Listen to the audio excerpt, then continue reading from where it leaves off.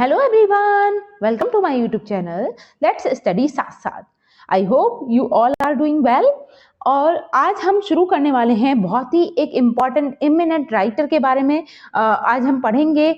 और John Milton एक ऐसे राइटर हैं जो इंग्लिश लिटरेचर के हर एक एग्जाम में पूछे जाते हैं।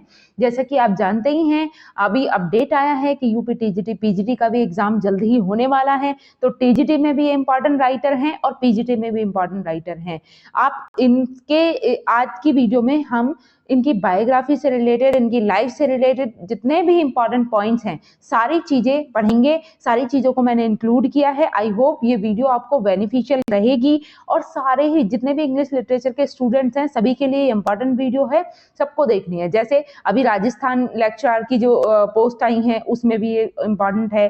साथ ही साथ हम DSSB की सीरीज कर रहे हैं, उसमें भी ये जरूरी है। जैसे ही आप ब्रिटिश पोएट्री और ड्रामा जो 17th और 18th सेंचुरी वाला पढ़ोगे आप, उससे रिलेटेड है ये, ठीक है। और हर एक लिटरेचर का एग्जाम ऐसा है जिसमें जॉन मिल्टन को पूछा ही जाता है, ठीक है। तो चलिए शुरू करते हैं। जॉन मिल्टन के बारे में इंपॉर्टेंट पॉइंट्स को हम पढ़ेंगे, ठीक है। चलिए, आई होप प्रीवियस वीडियोस को आपने देख ही लिया होगा, और अगर किसी ने नहीं देखा है तो चैनल पर जाकर देख सकते हैं। सारी वीडियोस प्लेलिस्ट में इंक्लूड कर दी गई हैं, तो आप आसानी से इजीली आपको मिल जाएंगी और आप इजीली प्लेलिस्ट के थ्रू सारी प्रैक्टिस कर सकते हो, ठीक है। इनफैक्ट जॉन मिल्टन के भी बहुत सारे MCQ प्रैक्टिस मैंने ऑलरेडी करा रखे हैं, जो चैनल पर प्लेलिस्ट अवेलेबल है। आप जॉन मिल्टन लेट्स स्टडी साथ साथ करके भी सर्च करोगे तब भी आपको मिल जानी है, ठीक है। शुरुआत करते हैं।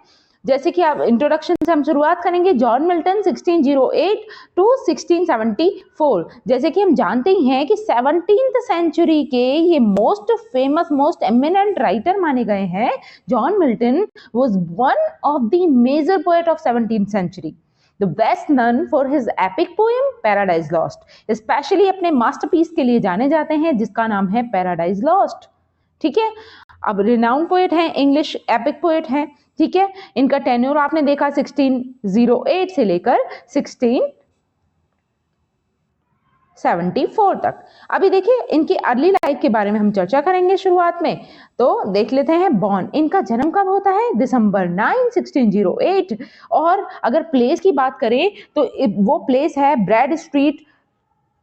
नोट डाउन कर लेते हैं, ब्रैड स्ट्रीट। पर्टिकुलर प्लेस का अगर हम नाम देखें तो ब्रैड स्ट्रीट, चीपसाइड, ये पर्टिकुलर प्लेस है ब्रैड स्ट्रीट, चीपसाइड, लंदन, इंग्लैंड में इनका जन्म होता है। कहाँ, कब जन्म हुआ है? 9 दिसंबर 1608 में इनका जन्म होता है, ठीक है। इनके फादर का नेम क्या था? तो इनके फादर का नेम भी सेम ही था। फादर, जैसे कि आप जानते ही हो, ज्यादातर अमेरिकन लिटरेचर में भी आपने काफी सारे ऑथर्स को ऐसा देखा जिनका नाम सिमिलर था उनके फादर से, सीनियर जूनियर लगा दिया जाता था इसीलिए, ठीक है। जैसे इनके फादर का नाम भी क्या है? जॉन मिल्टन सीनियर, ठीक है। He was a scrivener and composer. इनके फादर कौन थे? तो आप कह सकते हो कि एक व्यवसायी थे और ज्यादातर ना वो बिल्स वगैरह कंपोज किया करते थे, ठीक है। He prepared wills and deeds for other, also composed music from whom he got his love for music, ठीक है। मतलब ये ना म्यूजिक कंपोज किया करते थे इनके पिताजी जो थे, और व्यवसायी थे, उसी चीज का मतलब उनका बिजनेस था। और ये ज्यादातर विल वगैरह भी बनाए करते थे। तो जब ये म्यूजिक कंपोज करते थे तो उसी से मिल्टन में क्या था, म्यूजिक का उनका लव क्रिएट हुआ म्यूजिक के लिए, ठीक है। अगर इनकी मदर की बात करें, मदर सारा जेफरी मिल्टन, ठीक है। His mother was Sarah Jeffrey, the daughter of wealthy merchant Paul Jeffrey, ठीक है। सारा जेफरी जो थी ये पॉल जेफरी की डॉटर थी, एक वेल्दी मर्चेंट थे, ठीक है। चलिए आगे चलते हैं। Educated at Saint Paul's school 1615 to 1625। मतलब इनकी जो स्कूलिंग हुई है वो सेंट पॉल्स स्कूल से हुई है, और यहीं पे इनकी मुलाकात एक इनके बहुत ही अच्छे फ्रेंड से होती है जिनका नाम होता है Charles Diodati. Charles, Saint Paul school में ही इनकी दोस्ती इनसे हो जाती है, चार्ल्स पॉल डिओडिटी, ठीक है। तो इनसे इनकी फ्रेंडशिप बहुत अच्छी होती है, और बाद में इनकी मृत्यु के बाद ना ये इनकी डेथ पर इन्होंने, मिल्टन ने इलेजीज भी लिखी है। Milton was a good student and love poetry from a very young age, ठीक है। बहुत ही मतलब एक बहुत अच्छे स्टूडेंट थे और इन्हें पोएट्री बहुत पसंद थी, शुरुआत से, बहुत यंग एज से ही। अब इनकी एजुकेशन की बात करें, अटेंडेड क्राइस्ट कॉलेज कैम्ब्रिज। जैसे कि आप जानते हो ये जैसे सेंट पॉल स्कूल में तो इनके फ्रेंडशिप हुई चार्ल्स डिओडिटी से। चार्ल्स डिओडिटी जो थे ये बाद में दूसरी यूनिवर्सिटी अटेंड कर लेते हैं, लेकिन जो जॉन मिल्टन थे ये क्राइस्ट कॉलेज को अटेंड करते हैं, कैम्ब्रिज यूनिवर्सिटी में क्राइस्ट कॉलेज ज्वाइन करते हैं। ठीक है, 1625 से लेकर 1632 तक। ये इंपॉर्टेंट पॉइंट है, आप नोट कर सकते हैं। और आप जैसा कि हम जानते हैं कि जॉन मिल्टन जो है ना वो इतने इंटेलिजेंट थे, इनको इतनी सारी भाषाओं का ज्ञान था।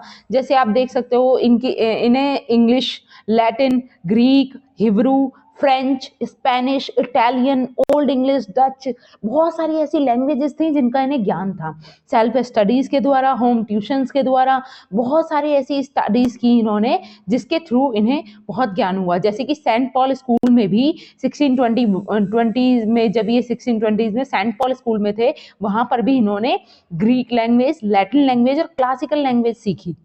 ठीक है, मात्र 12 साल की एज थी इनकी और वहां पर इन्होंने लैंग्वेज सीखी थी, ग्रीक, लैटिन और क्लासिकल लैंग्वेज। ये चीज आप ध्यान रख सकते हैं। ठीक है, अब अगर इनकी बात करें कि फैमिली में कौन कौन था, तो आप ये भी चीज नोट डाउन कर सकते हैं यहीं पर। He was one of the 6 children of his parents. तो ये ना 6 सिबलिंग्स थे। ठीक है, जॉन मिल्टन जो थे, he had an elder sister named Anna. अब एना को क्यों ध्यान रखना है, तो एना को इसलिए ध्यान रखना है कि एना के बेबी की जब मृत्यु होती है तो उस पर भी इन्होंने एक लेजी लिखी है।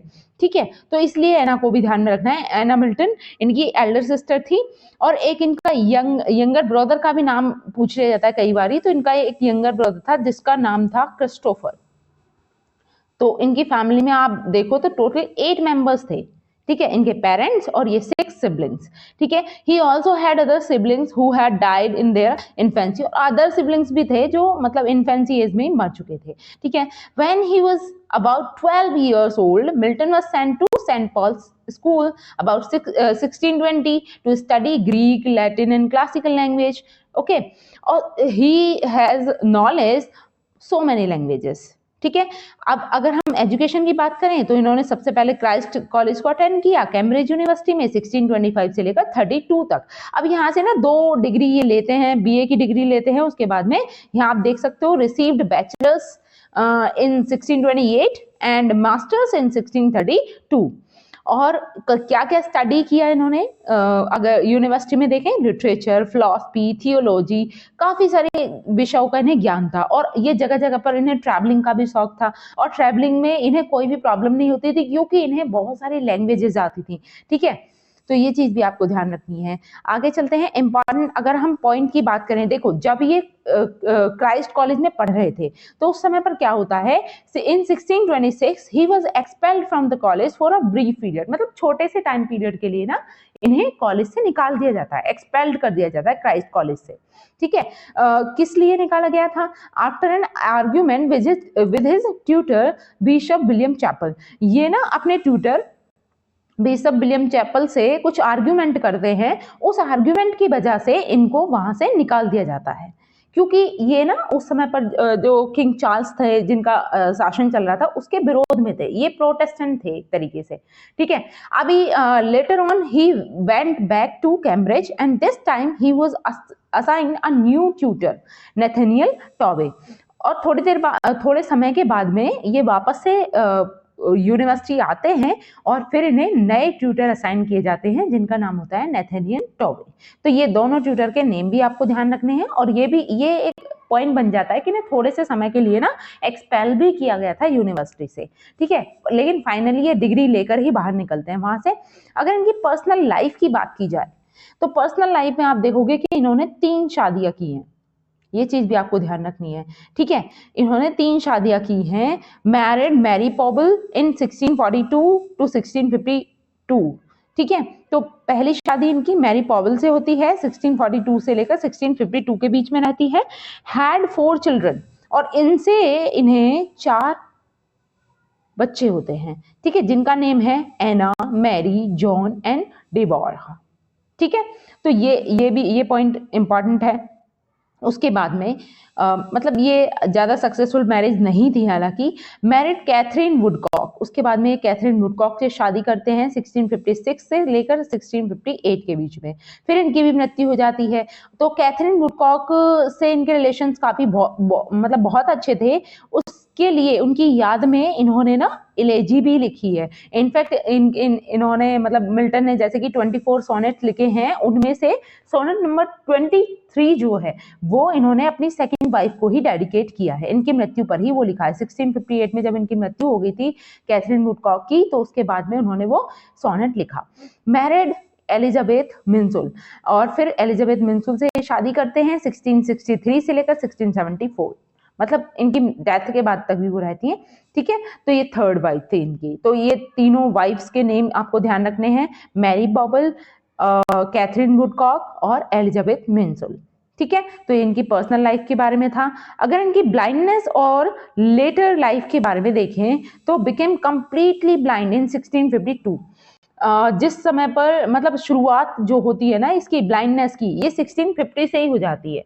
ठीक है, इन 1650 में इन्हें ये एहसास हो जाता है, he lost the site of one I in 1650। He did not care for the warning of the doctors who advised him to take rest, but he did not care and worked laboriously in writing the defense of the English people. उस समय पर ये work लिख रहे होते हैं, the defense of the English people, और उसको लगातार लिखते रहते हैं। मतलब ये डॉक्टर की जो एडवाइस थी ना उसको भी इग्नोर कर देते हैं जब इनकी एक आंख की ही साइड गई हुई थी। तो उसके बाद में क्या होता है, this work resulted in total blindness, he became totally blind इन 1652।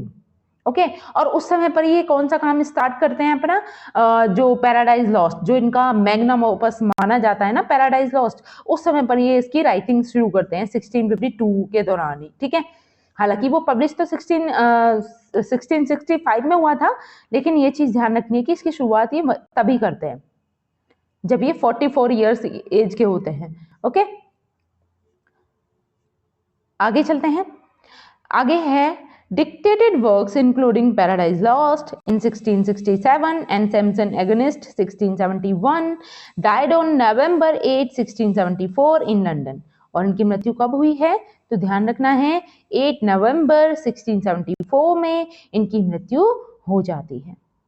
ठीक है, अब इनको कहां दफनाया जाता है तो ये भी ध्यान रखना, buried in the church of St. Giles without Cripplegate, without, just a minute। आप इतना ध्यान रख सकते हैं कि इनको जो दफनाया जाता है ना वो एक चर्च में जिसका नाम था Saint Giles without Cripplegate, 4 street London, यहां पर इनको दफनाया जाता है। ठीक है, और स्पेशली डेट और ईयर इस पर फोकस करना है, इसको ध्यान रखना है। ठीक है, moving to the next slide. अब इनके इंपॉर्टेंट वर्क्स के बारे में देखेंगे हम। तो इंपॉर्टेंट वर्क्स, हालांकि इनका एक एक वर्क कितना इंपॉर्टेंट है कि हम देखें तो उस पर एक एक चैप्टर है एक तरीके से। ठीक है, और हमें उसे डिटेल में अलग से पढ़ना होगा। हम यहाँ पे सिर्फ नेम वगैरह ही देखेंगे और इसकी अपकमिंग वीडियोस में हम इनके वर्क्स के बारे में डिटेल में चर्चा करेंगे, क्योंकि इंपॉर्टेंट है, इनके वर्क से काफी सारे क्वेश्चंस बनते हैं। जैसे कि इनका जो फेमस वर्क है पैराडाइज लॉस्ट, ठीक है, 1667, epic poem exploring the fall of man and nature of good and evil.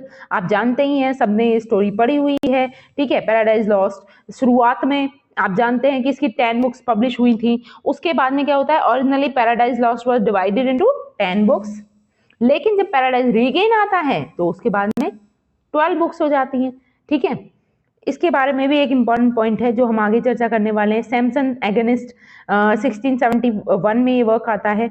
इससे पहले पैराडाइज रीगेन है 1671 में, sequel to Paradise Lost, focusing on Jesus temptation in the wildness. ठीक है, तो यहाँ पर भी आप देख सकते हैं कि पैराडाइज रीगेन आता है जिसमें आगे की बुक्स को इंक्लूड किया गया था। सैमसन एगनिस्ट आता है 1671 में, tragedy based on the biblical story of Samson. ठीक है, नेक्स्ट है on the morning of Christ nativity, this was an ode poem celebrating the birth of Jesus, ठीक है, 1629 में। ये तो मतलब इनकी अर्ली वर्क्स में आप देख सकते हो, शुरुआत में ही आता है नेटिविटी ओड, ठीक। अब आगे इनकी पोइट्री की बात करें, Comus, this is also an early poem. Mask, a type of poetic drama exploring theme and virtue of temptation, okay.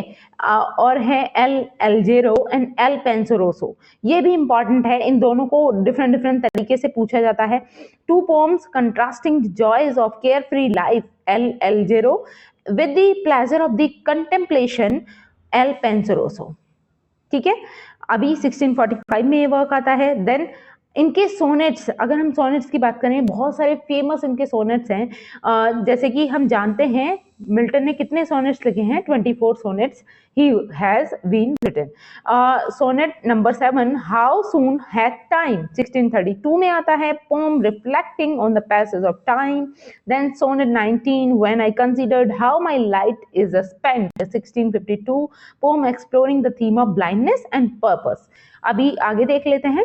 Prose work की बात करें तो एरोपैजिटिका 1644 में आया। Treatise arguing for the freedom of speech and press, ठीक है, important work है, ध्यान रखना है। आगे चलते हैं, ऑफ एजुकेशन, एक इनका वर्क 1630 में आता है, ऑन शेक्सपियर, उसको भी ध्यान रखना है, इंपॉर्टेंट वर्क है वो भी, ऑन शेक्सपियर, ठीक है। ये वर्क आता है इनका 1630 में, ठीक है, नोट डाउन करके रख सकते हो आप। His first published poem was on Shakespeare in 1630, anonymously included in the second folio edition of William Shakespeare plays in 1632। तो इसके बारे में, ऑन शेक्सपियर के बारे में एक इंपॉर्टेंट चीज ये है कि विलियम शेक्सपियर का जब सेकंड फोलियो आता है, जैसे कि इनका फर्स्ट फोलियो तो 1623 में आया था, विलियम शेक्सपियर का जो हैमिंज एंड कॉन्डेल के द्वारा पब्लिश किया गया था, जब इनका सेकंड फोलियो आता है विलियम शेक्सपियर का 1632 में, तो सेकंड फोलियो में इसको इंक्लूड कर लिया गया था ऑन शेक्सपियर को। तो ये चीज आपको ध्यान रखनी है। During this 5-6 year he got involve the culture and social life of the city and wrote some sonnets and lyrics with include a mass which was mixture of poetry, dances and songs, मतलब बहुत सारे work उस समय पर ये लिख रहे थे, ठीक है। अगर इनके प्रोज वर्क्स की बात करें तो हमने जैसे बात की एरोपैजिटिका की, 1644 में ये वर्क आता है, ठीक है। और ऑफ एजुकेशन, ये भी 1644 में, ये दोनों साथ में ही आते हैं ज्यादातर। Treatise arguing for freedom of speech and press, and essay outlining Milton's views on education. आगे अगर हम देखें, doctrine and discipline of diverse, ये भी इंपॉर्टेंट वर्क है, ठीक है, 1643 से लेकर 45 के बीच में आता है। Treatise advocating of the legalisation of divorce, तो इसमें क्या था, ये ना डाइवोर्स की थीम पर बेस्ड था। जैसे कि इनकी जो फर्स्ट मैरिज थी वो ज्यादा सक्सेसफुल नहीं थी, अब इन्हें डाइवोर्स लेना था, तो डाइवोर्स इजीली मिल नहीं रहा था, तो उस सिचुएशन में इन्होंने डाइवोर्स को लेकर ये थीम बनाई, और इन्होंने डॉक्ट्राइन और डिसिप्लिन बनाई, डाइवोर्स किस तरीके से लेना है, किस तरीके से होना चाहिए, वो सारी ट्रीटाइज थी, इसमें 3-4 वर्क इंक्लूडेड थे, ठीक है। आगे the tenure of kings and magistrate 1649, political tract justifying the execution of king Charles first. आगे है आइकॉनोक्लास्ट 1649। आगे polemical tract responding to the royalist tract Eikon Basilike. बहुत सारे ऐसे वर्क्स हैं जो इन्होंने लैटिन लैंग्वेज में लिखे हैं, तो उनसे इंक्लूडेड है, ठीक है। आगे देखें, इलेजीज इंपॉर्टेंट है, ठीक है। यहीं पे आप देखोगे कि इन्होंने ये वाली जो इलेजी है, देखिए, on the death of a fair infant dying of the cough, it was based on the death of his sister's baby. इनकी जो सिस्टर थी एना मिल्टन, ठीक है, तो उनके बेबी की डेथ के ऊपर ये इन्होंने इलेजी लिखी थी। हालांकि फर्स्ट पब्लिश्ड नहीं मानी जाती, लेकिन फर्स्ट रिटन इलेजी मानी जाती है इनकी, ठीक है। ऐसे ही एलिजा प्राइमा थी 1626 में, ये 1628 में लिखी गई थी, ठीक है, इसको भी ध्यान रखना है, 1628 में लिखी गई थी। Milton's first elegy written in Latin, mourning the death of a friend, ये भी एक फ्रेंड की डेथ पर ही मॉर्निंग के लिए, मतलब दुख व्यक्त करने के लिए ये इलेजी लिखी गई थी। ठीक है। ऐसे ही on the death of a fair infant dying of a cough, ये इन्होंने अपनी सिस्टर के बेबी की डेथ पर ये लिखी थी। ठीक, अगर इसकी बात करें इलेजिया प्राइमा, ये किसकी डेथ पर लिखी गई, तो ये भी ध्यान रखना है आपको। ये इनके जो फ्रेंड थे सेंट पॉल्स स्कूल में जो मिले थे इन्हें, चार्ल्स डियोडेटी, उनकी डेथ पर लिखी थी। He wrote this elegy in the memory of his boyhood friend Charles Diodati. Charles Diodati, ठीक है।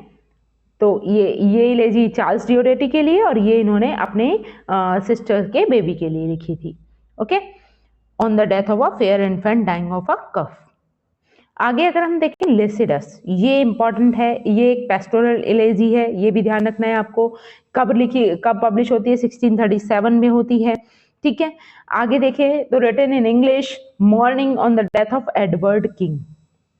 एडवर्ड किंग की मृत्यु पर एक शोक व्यक्त करने के लिए इन्होंने ये इलेजी लिखी। A fellow student at Cambridge, जो एक फेलो स्टूडेंट थे कैम्ब्रिज यूनिवर्सिटी में इन्हीं के साथ में।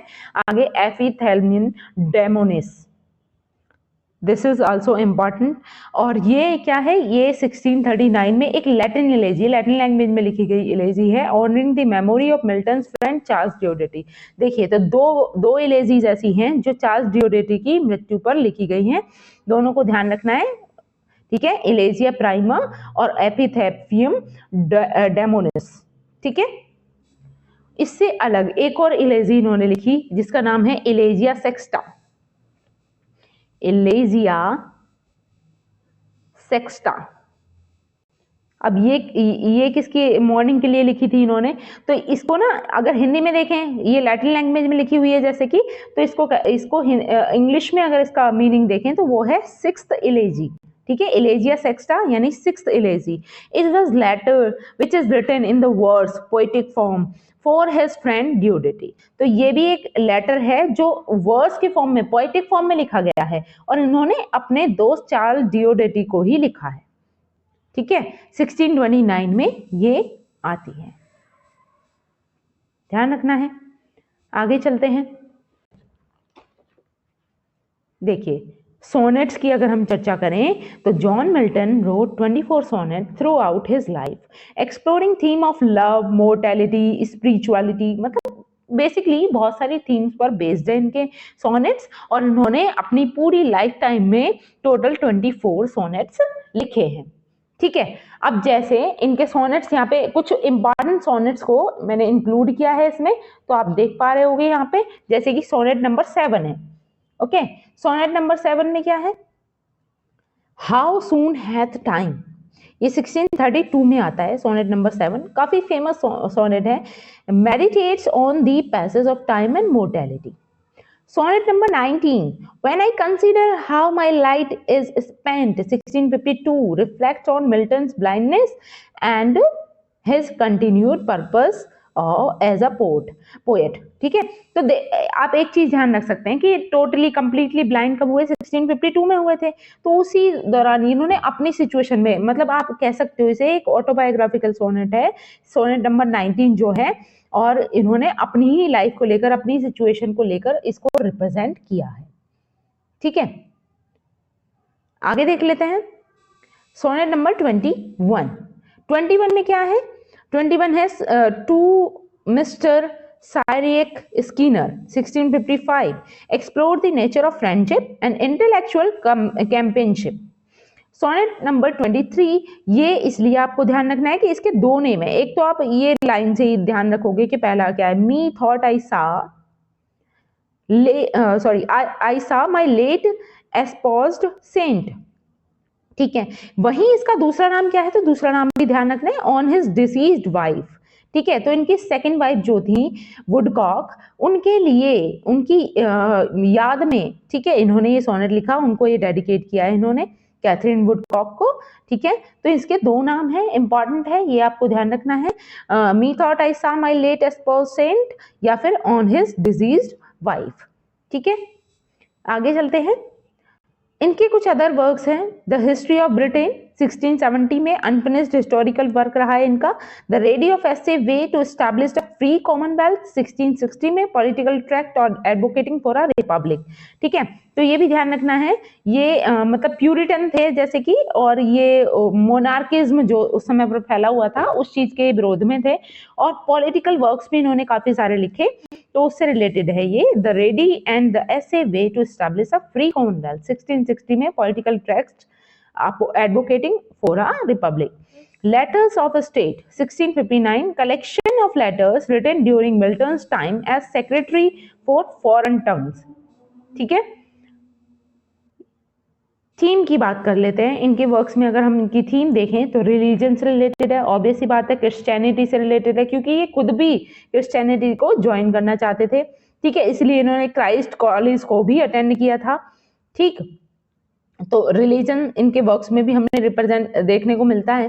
ठीक, Christianity, free will and redemption. Politics से रिलेटेड है, रिपब्लिकनिज्म है, लिबर्टी है, एंड इंग्लिश सिविल वॉर के बारे में है। Human nature, morality, temptation and struggle between good and evil. ठीक है, जैसे कि गुड एंड इविल का स्ट्रगल आप किस में देखोगे, पैराडाइज लॉस्ट है सबसे बड़ा एग्जाम्पल उसका। आगे चलते हैं, स्टाइल की बात करें, इनके वर्क्स के स्टाइल ज्यादातर इन्होंने ब्लैंक वर्स में लिखा है, अनराइम्ड आइम्बिक पेंटामीटर यूज किया है, क्लासिकल एल्यूजन यूज किया है, references to Greek and Roman mythology. Symbolism क्या है, use of imagery and metaphors. ठीक है, तो इनकी पोएट्री में भी आप देख सकते हो, जैसे कि इनका एक वर्क है on his blindness, autobiographical work है, और उसमें भी काफी सारी इमेजरी को इन्होंने यूज किया है, सिंबलिज्म का इस्तेमाल किया है। ठीक है, तो वो चीजें देखी जा सकती है। नोटेबल कॉट की बात करें तो better to reign in hell than serve in the heaven. वैसे तो हजारों कॉट हैं इंक्लूड करने के लिए, कुछ एक दो इंपॉर्टेंट जो हैं वो इसमें डाल दिए गए हैं। पैराडाइज लॉस्ट बुक 1 से ये लिया गया है, बहुत ही फेमस है, कई बार एग्जाम में पूछा भी गया है। ठीक है, better to reign in hell than serve in heaven. आपको ये बताना है कमेंट बॉक्स में कि ये किसके द्वारा कहा जाता है। ठीक है, the mind is its own place and in itself can make a heaven of hell and hell of heaven. Paradise Lost book 1 से भी है ये भी, तो दोनों कोट आपको ध्यान रखने हैं। Criticism, puritanical views, criticise for his strict Calvinist belief. ठीक है, क्योंकि ये खुद प्यूरिटन थे, उसी कैटेगरी में थे, उसी ग्रुप में जुड़े हुए थे, तो इनके जो व्यूज थे, ठीक है, इनकी राइटिंग्स को लेकर जो इनके खुद के व्यूज थे, तो उनको क्रिटिसाइज किया गया, criticise for his strict Calvinist beliefs. Sexism, accused of misogynistic attitude toward women. ठीक है, महिलाओं के प्रति एक मतलब घृणापूर्ण व्यवहार इनके वर्क्स में देखने को मिलता है, तो इस चीज को भी क्रिटिसाइज किया गया। Complexity, criticise for his dense complex writing style. ठीक है, इनका जो बहुत ही कॉम्प्लेक्स राइटिंग स्टाइल है, आप देखोगे पैराडाइज लॉस्ट भी, मतलब इनके हर एक वर्क की लाइंस जो है ना वो काफी कॉम्प्लेक्स वे में लिखी हुई हैं। ठीक है, इजिली अंडरस्टैंडेबल नहीं है, तो इस चीज को रिप्रेजेंट किया गया है कि इनके वर्क्स में ना जो कॉम्प्लेक्सिटी है इसको भी क्रिटिसिज्म मिलता है। आगे चलते हैं, legacy, influence on the romanticism. Romanticism भी इनका काफी प्रभाव देखने को हमें मिलता है। आगे रोमांटिक पोएट आएंगे तो वो भी बहुत ज्यादा प्रभावित हुए। Inspired poets like William Wordsworth, John Keats. Epic poetry establish the epic poem as a major literary form. English language contributed to the development of modern English. ठीक है, तो इस तरीके से इनके कॉन्ट्रीब्यूशन को हम देख सकते हैं जॉन मिल्टन के। अदर इंपॉर्टेंट पॉइंट्स में, फैक्ट्स में आप देख सकते हो कि मिल्टन वाज कॉल्ड, देखो ये पूछा जाता है, ये ध्यान रखना है, इनको ना इनका एक निकनेम था जॉन मिल्टन का, तो वो निकनेम ध्यान रखना है। इनको क्या माना जाता था, जैसे ये लंबे लंबे हेयर रखते थे, काफी फेयर स्किन, फेयर कॉम्प्लेक्शन था इनका, आंखें भी थोड़ी मतलब ब्लैक में नहीं थी। ठीक है, तो on the account of his middle stature with auburn hair and oval face with grey eyes. ठीक है, आईज कैसी थी, ग्रे थी, a fair complexion. Milton was called the lady of Christ College. ठीक है, इनको क्या कहा जाता था, लेडी ऑफ क्राइस्ट कॉलेज कहा जाता था इनके कॉलेज डेज में। ठीक है, तो इनका ये निकनेम आपको ध्यान रखना है, इंपॉर्टेंट है। द मास्क ऑफ कॉमर्स, एक इनका वर्क आता है, द मास्क होता है वो, उसमें मतलब कैटेगरी क्या है, मास्क है। कॉमर्स नाम का एक वर्क है, was written in 1634 to be performed at Ludlow castle before the Earl of Bridgewater and friends। तो अर्ल ऑफ ब्रिजवाटर फ्रेंड्स के सामने कहां पर, लुडलो कासल में इसको परफॉर्म किया गया था 1634 में। ठीक है, कॉमर्स को ध्यान रखना है, ये भी इंपॉर्टेंट है। In 1637 he wrote Lycidas a monody on the death of his college friend Edward King who drowned in the Irish sea. तो एक इनका जो ये पेस्टोरल इलेजी है लिसिडस, ये किसकी मौन में, किसकी याद में लिखी गई? तो एडवर्ड किंग जो इनके कॉलेज फेलो थे, तो उनकी याद में इन्होंने लिखी थी। In 1649 he became foreign secretary to the Commonwealth। तो ये मतलब फॉरेन सेक्रेटरी भी चुने गए थे 1649 में, अपॉइंट किए जाते हैं फॉरेन सेक्रेटरी ऑफ कॉमनवेल्थ। आगे कुछ और फैक्ट, द कॉपीराइट। अब देखो पैराडाइज लॉस्ट के बारे में एक इंपॉर्टेंट चीज है, वो उसको आपको नोट डाउन कर लेना है। The copyright of Paradise Lost was sold to Samuel Simon for the payment of 5 pounds. ठीक है, पैराडाइज लॉस्ट का जो कॉपीराइट था वो बेच दिया गया था सैमुअल साइमन को 5 पाउंड्स में। फिर द थर्ड एडिशन, जब थर्ड एडिशन आता है, appeared after the poet's death in 1678, the poet's widow sold the right to Simmons for 8 pounds. ठीक है, तो 8 पाउंड्स में इनकी जो वाइफ है साइमन्स को फिर से राइट्स बेच देती है थर्ड एडिशन के भी। The amount was only 28 pound for such a great work. तो पैराडाइज लॉस्ट जैसा इतना इंपॉर्टेंट एपिक वर्क, इसके लिए केवल 28 पाउंड्स में इन्होंने जो इनके कॉपीराइट्स थे वो बेच दिए थे। इन्होंने किसे बेचे थे, ये ध्यान रखना है, सैमुअल साइमन्स को। आगे देखते हैं। अब आई होप बायोग्राफी आपको क्लियर हुई होगी। ठीक है, बहुत सारी चीजें हमने कवर अप की, आप चाहो तो इन सबको नोट डाउन कर सकते हो, इंपॉर्टेंट है। ठीक है, अब हम कल से इनके मोस्ट इंपॉर्टेंट एमसीक्यूज को करेंगे, और इनके जो इंपॉर्टेंट वर्क्स है ना, वो उनको ना हम एमसीक्यूज के थ्रू ही समझेंगे। ठीक है, तो अब आगे की जो क्लासेस होंगी वो जॉन मिल्टन के एमसीक्यूज पर ही बेस्ड होंगी, उनको भी आपको जरूर देखना है। आई होप ये वीडियो आपको अच्छी लगी होगी, और अगर वीडियो अच्छी लगी है तो आपको इसको लाइक करना है, शेयर करना है। ठीक है, और चैनल को अभी तक सब्सक्राइब नहीं किया है तो please do subscribe the channel. मिलते हैं नेक्स्ट वीडियो में, तब तक के लिए thanks for watching, keep learning and keep supporting me. Thank you.